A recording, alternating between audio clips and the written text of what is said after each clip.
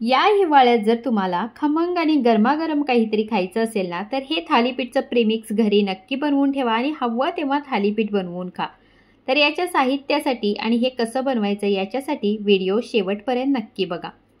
तर इथे मी प्रत्येक साहित्य भाजत त्याचं प्रमाण देखील तुम्हाला सांगणार आहे। सुरुवातीला कढईमध्ये मी 1 वाटी तांदूळ आणि 1 वाटी नाचणी खमंग अशी भाजून घ्यायची। जे कडधान्य आपल्याला एकत्र भाजता येतील तेच आपण एकत्र भाजून घ्यायचे, नाहीतर मोठे कडधान्य कच्चे राहण्याची शक्यता असते। आता ज्यावेळी आपण हे भाजलेलं कडधान्य बाजूला काढून घेणार तेव्हा परातीमध्ये सुती कपडा ठेवायचा आणि त्याच्यावरतीच आपल्याला हे कडधान्य काढून घ्यायचं, नाहीतर परातीला घाम सुटतो आणि हे जे धान्य आहेत ते ओले होऊ शकतात।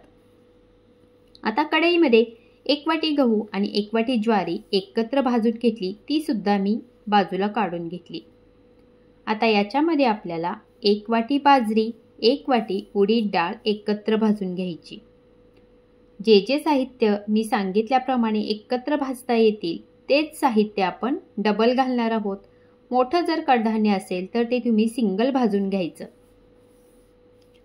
आता हे काढल्यानंतर त्याच्यामध्ये मी अर्धी वाटी चवळी, अर्धी वाटी मूग आणि अर्धी वाटी कुळीथ एकत्र भाजलेले आहेत। सगळे कडधान्य आपल्याला हलक्या गव्हाळ रंगावरती आणि खमंग असे भाजून घ्यायचे आहेत, नाहीतर कच्चे राहिले तर थालीपीठ अजिबात चांगलं लागत नाही। आता इथे मी हरभरा डाळ अर्धी वाटी घेतलेली आहे आणि ही हरभरा डाळ मी सिंगल भाजून घेते। त्याच्यामध्ये छोटी कोणतीही डाळ घालायची नाही, नाहीतर ती करपू शकते। आता अर्धी वाटी मी इथे मूग डाळ भाजून घेते। यासोबत तुम्ही अर्धी वाटी मसूर डाळ सुद्धा ॲड करू शकता। माझ्याकडे मसूर डाळ नव्हती म्हणून मी फक्त मूग डाळ भाजून घेतलेली आहे। आता आपण याच्यामध्ये काही मसाले घालणार आहोत। त्याच्यासाठी अर्धी वाटी धने आणि पाव वाटी जिरे घेतलेले आहेत, 2-4 तुकडे दालचिनीचे आणि 1 चमचा मेथी दाणे।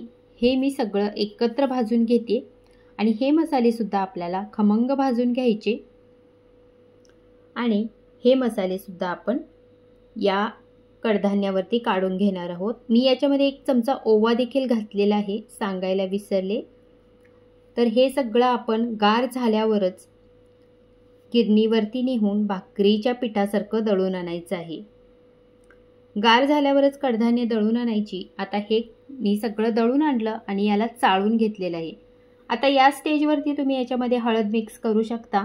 मी थोडीशी हळद आता मिक्स करून ठेवते आणि याला आपल्याला डब्यामध्ये मस्त पॅक करून ठेवायचं आहे आणि जेव्हा हवं तेव्हा आपल्याला थालीपीठ बनवायचं।